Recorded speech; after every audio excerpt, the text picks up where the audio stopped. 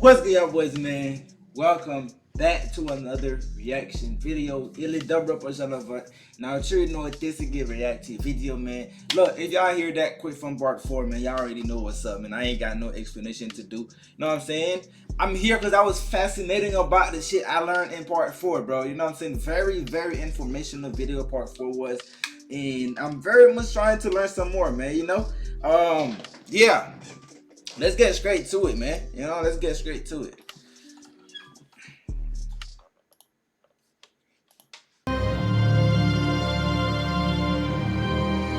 In 1881, Russian Emperor Alexander II was assassinated by left-wing terrorists in St. Petersburg. Today, the place Petersburg, Alexander II was assassinated by left-wing terrorists in St. Petersburg. Today, the place where he was fatally wounded is marked by the magnificent Church of the Saviour on Spilled Blood.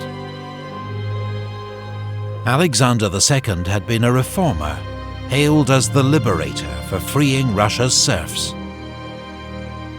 But his son and successor, Alexander III, believed his father's reforms had unleashed dangerous forces within Russia that ultimately led to his death.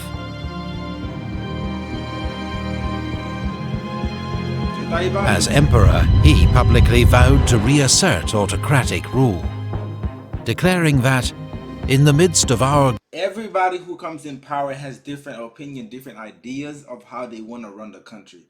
The best person, the best Tsar they had in power, I'll say, still to me, it's either between Katrina, Peter the Great, or Ili Alexander One. Them right here set the tone, you know, especially Peter the Great. He set the tone of how a country should be run. He set the tone of how you should rule a country, bro. Yeah. Great grief, the voice of God orders us to undertake courageously the task of ruling, with faith in the strength and rightness of autocratic power. The Tsar's secret police, the so-called Okranka, was ordered to infiltrate Russia's many revolutionary groups. Those found guilty of plotting against the government were hanged or sent into internal exile in Siberia. Siberia do not play. They have the there was another guy. There's something over there that they did, like the exile thing they did in Siberia.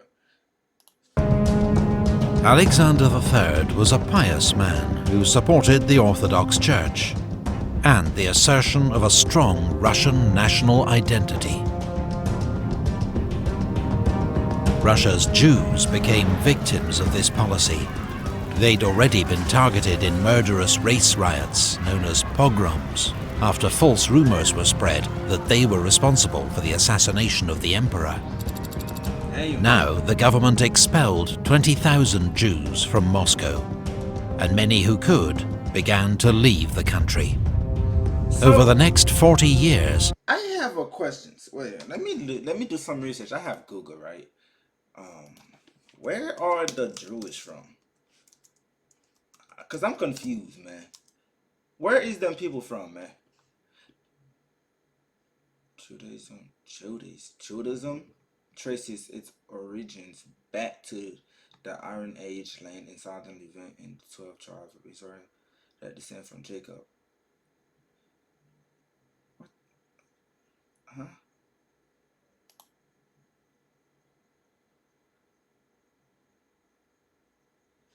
Okay, so it said geographically, Jews are concentrated primarily in North America. 44% of Jews are from North America. What? And in the Middle East, North Africa region, 41%. The remainder of the global Jewish population is found in Europe, 10%. Latin America and the Caribbean, 3%. Asia and the Pacific, between 1% and 2%. Sub-Saharan Africa, less than 1%. So basically, Jews are from all over the world. They don't have a specific country that they are actually from. it's mind blowing that 44% is from North America. Itaibanotti, bro. What? I thought it was from like the. I thought it was from the West, bro. I'm not gonna lie.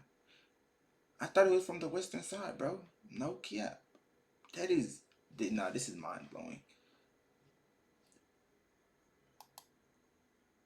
This is just mind blowing, bro. Yo.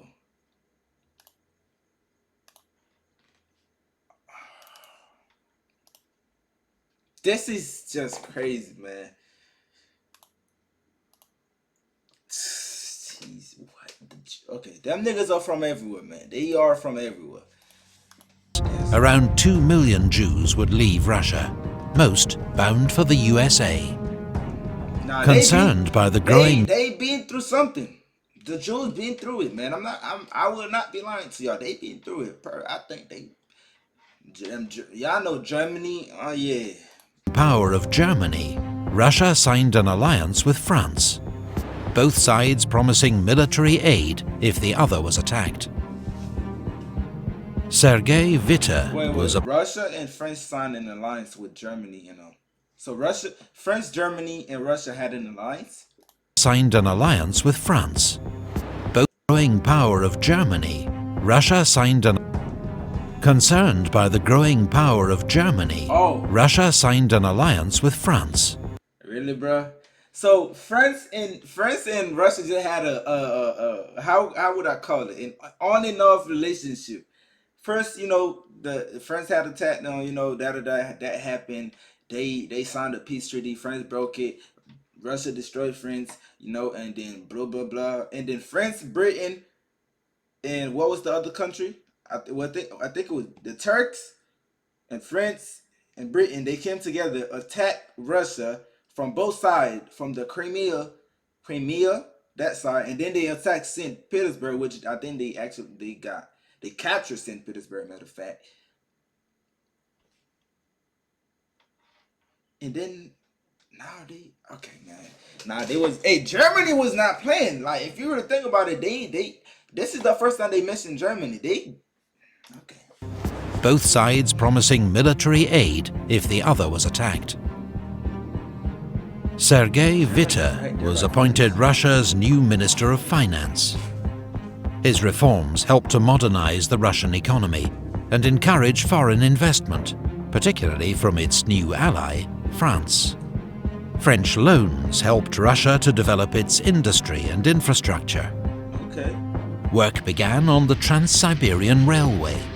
Completed in 1916, it remains the world's longest railway line, running 5,772 miles, from Moscow to Vladivostok. Alexander III was succeeded by his son, Nicholas II. His coronation was marred by tragedy when 1,400 people were crushed to death at an open-air celebration in Moscow. China granted Russia the right to build a naval base at Port Arthur. When China faced a major revolt, known as the Boxer Rebellion, Russia moved troops into Manchuria under the pretext of defending Port Arthur from the rebels. This brought Russia into conflict with Japan, who also had designs over Manchuria and Korea. The Japanese made a surprise attack on Port Arthur, then defeated the Russian army at the giant Battle of Mukden. Russia's Baltic Fleet, meanwhile, had sailed halfway around the world to reach the Pacific, where it was immediately annihilated at the Battle of Tsushima. There's no way, bro. What in the world? What? Hey, Nicholas, man. Nicholas.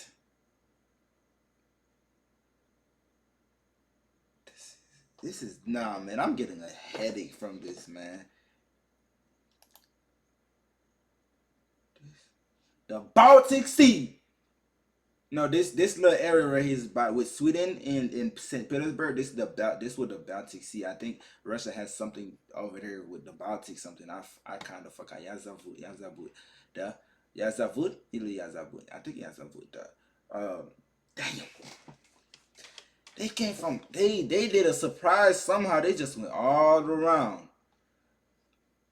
Damn, and then, oh man. where it meanwhile had Battle of Mukden. Russia's Baltic fleet, meanwhile, had sailed halfway around the world to reach the Pacific, where it was immediately annihilated at the Battle of Tsushima. It was tired, bro. They travel across the whole world, almost across the whole world to get the. Hey, yo, I was born in 2000, bro. This happened in 1905, bro. I wasn't that far off, man. That's crazy. I almost not. When you think about your birthday and you think about history years, the years that certain stuff happened, you like, wait a minute, bro. This thing literally just happened. It didn't happen that long ago. This history we're talking about, it literally just happened. I mean, we have war going on right now. This is crazy, bro. It's amazing and crazy at the same time. Russia was left with no option but to sign a humiliating peace, brokered by US President Theodore Roosevelt. Meanwhile, US President Theodore but to sign a humiliating peace, brokered by US President Theodore Roosevelt. Meanwhile, the Tsar faced another crisis much closer to home. In St. Petersburg, a strike by steel workers had escalated, and plans were made for a mass demonstration. Tens of thousands of protesters marched to the Winter Palace to present a petition to the Tsar, asking for better workers' rights and more political freedom. But instead, troops opened fire on the crowds, killing more than 100.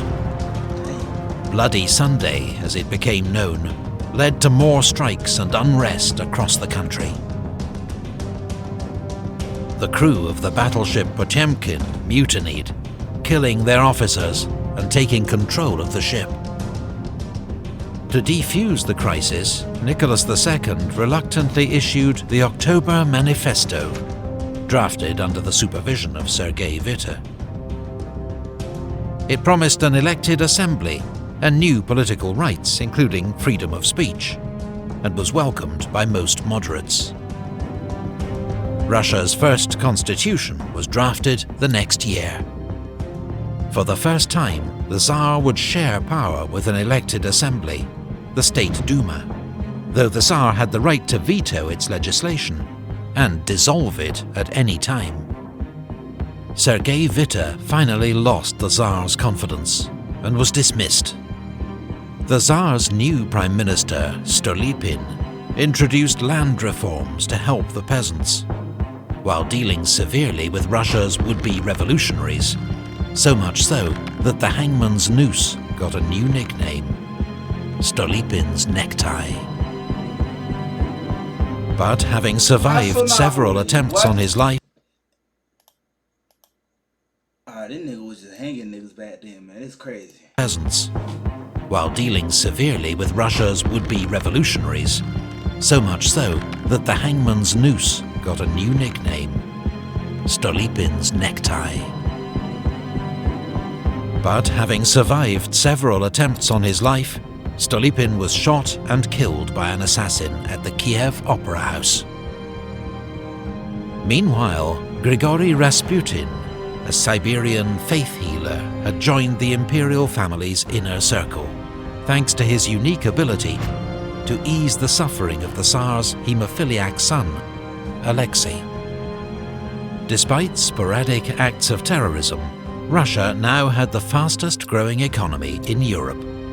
Agricultural and industrial output were on the rise. Most ordinary Russians remained loyal to the Tsar and his family. Russia's future seemed bright.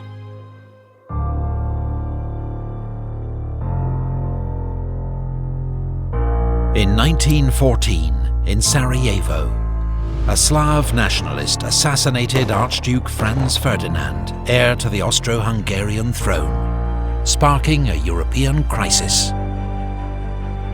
When Austria-Hungary declared war on Serbia, Emperor Nicholas ordered the Russian army to mobilize, to show his support for a fellow Slav nation. Austria-Hungary's ally, Germany, saw Russian mobilization as a threat and declared war. Oh my God, man. Was Hitler in power around this time, man? Because this nigga Hitler was just not. I think really, either it was him or it was sparking a European Stalin. crisis. Franz Ferdinand.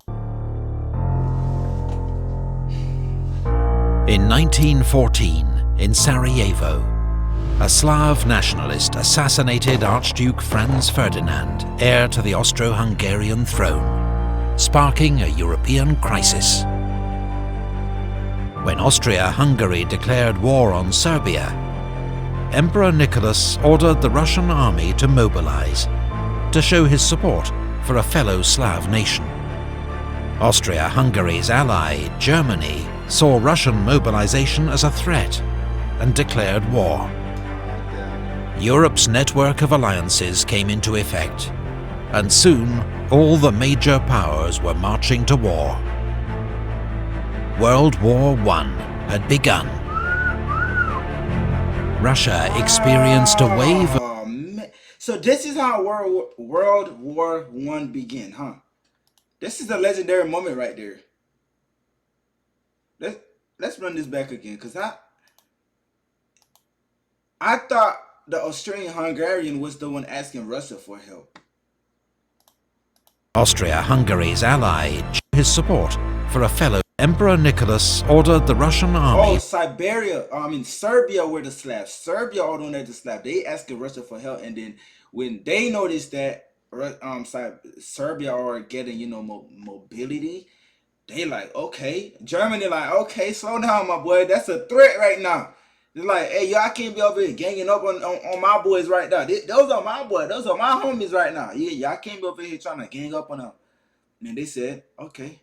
And then they seen it as a threat. And then everybody like, oh, Russia like, oh yeah? Hey, yo, France, it's time.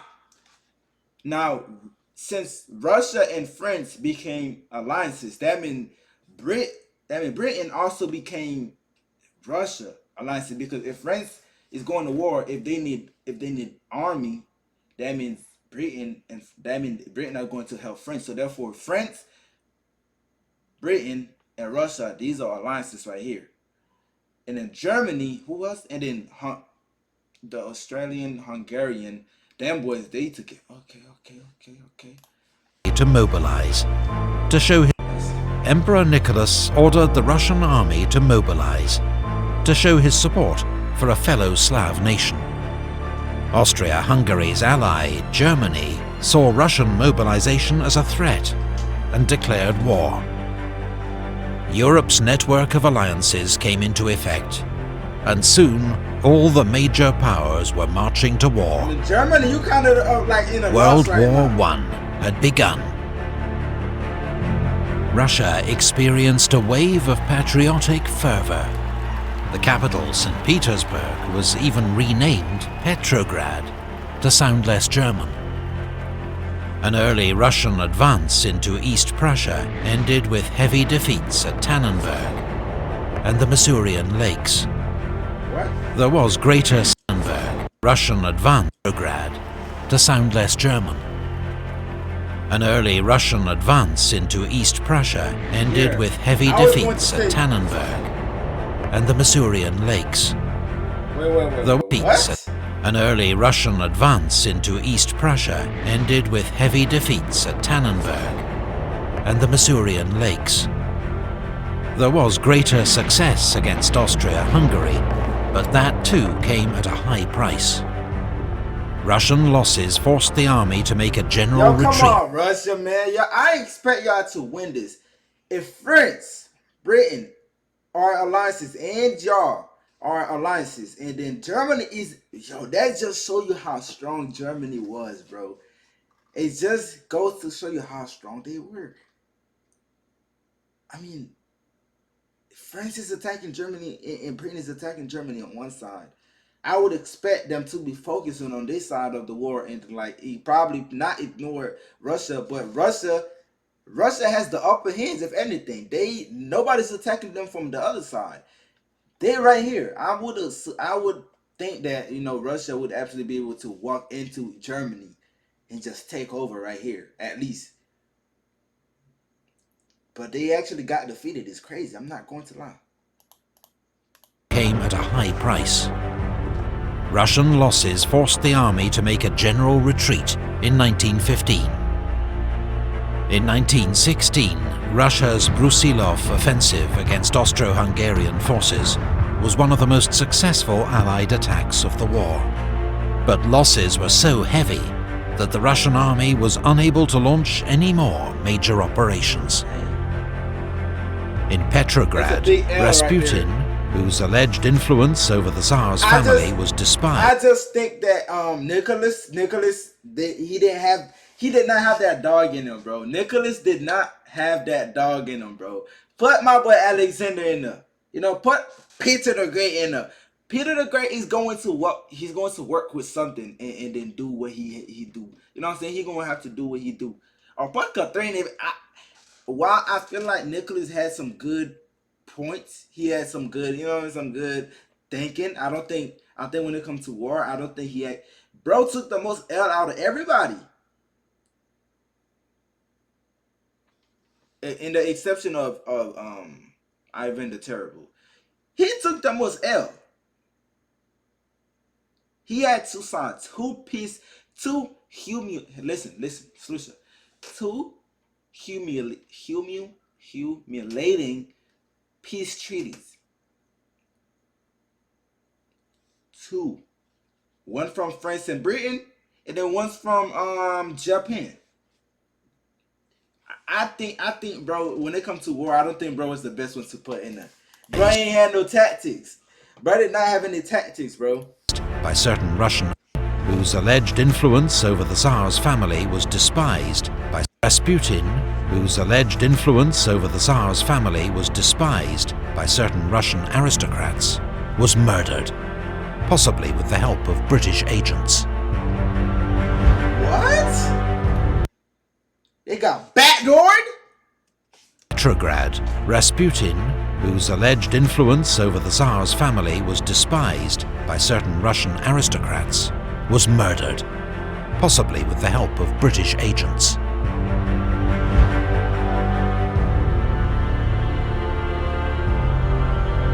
The war put intolerable strains on Russia.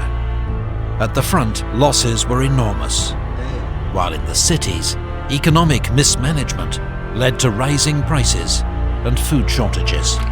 Hey, 1917 was just a terrible year for us. In Petrograd, the workers' frustration led to strikes and demonstrations. Troops ordered to disperse the crowds refused and joined the protesters instead. The government had lost control of the capital. On board the imperial train at Puskov, senior politicians and generals told the emperor he must abdicate, or Russia would descend into anarchy and lose the war. Nicholas accepted their advice and renounced the throne in favor of his brother, Grand Duke Michael, who effectively declined the offer. 400 years. My boy said, "Nah, no sir, he ain't gonna do me like that." At the point where you're supposed to show like why you became the Tsar, where you supposed to show your tactics at war, and where I could say, I'm not going to say I'll say one of Russia's lowest point during this war. You're supposed to show why you became the Tsar. That's when you're like, all right, man, I give up, man. I give up. Hey, yo, my boy, dude. Come on, man. My boy said, nah, sir. No, sir, you got it. That's so crazy. The war. Russian politicians and generals told the emperor he must abdicate, or Russia would descend into anarchy and lose the war.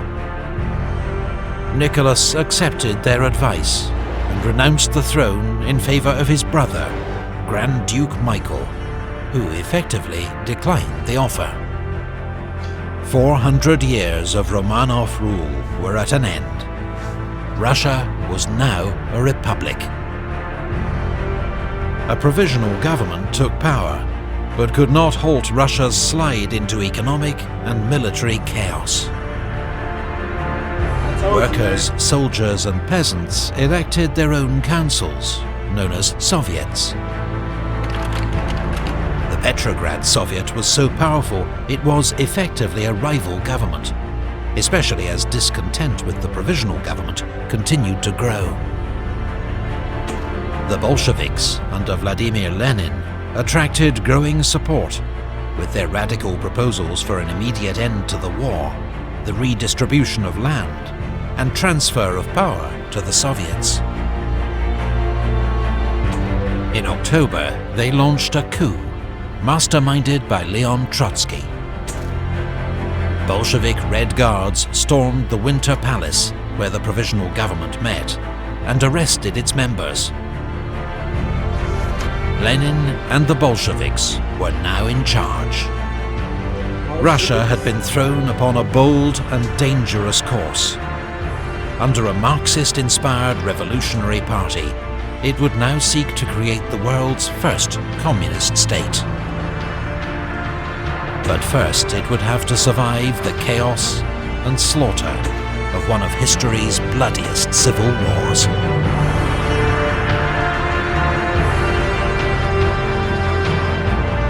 Thank you to all our Patreon supporters who made this video possible. Please click the link to find out how you can support the... Yeah. There's no other parts? There's no other parts.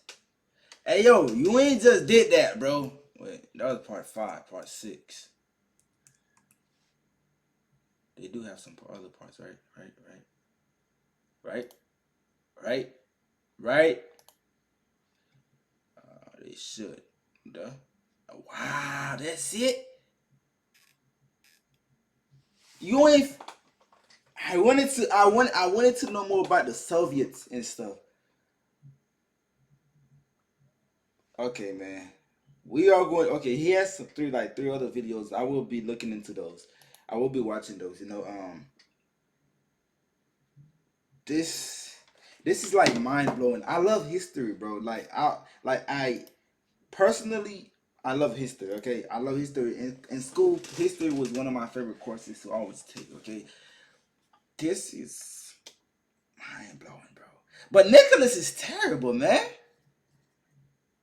No, Nicholas, my boy, my homie, man. You ain't even my homie, man. That's crazy. You ain't even my homie, man. Nicholas, that boy was terrible. But look, man, I'm not gonna do no more talking, man.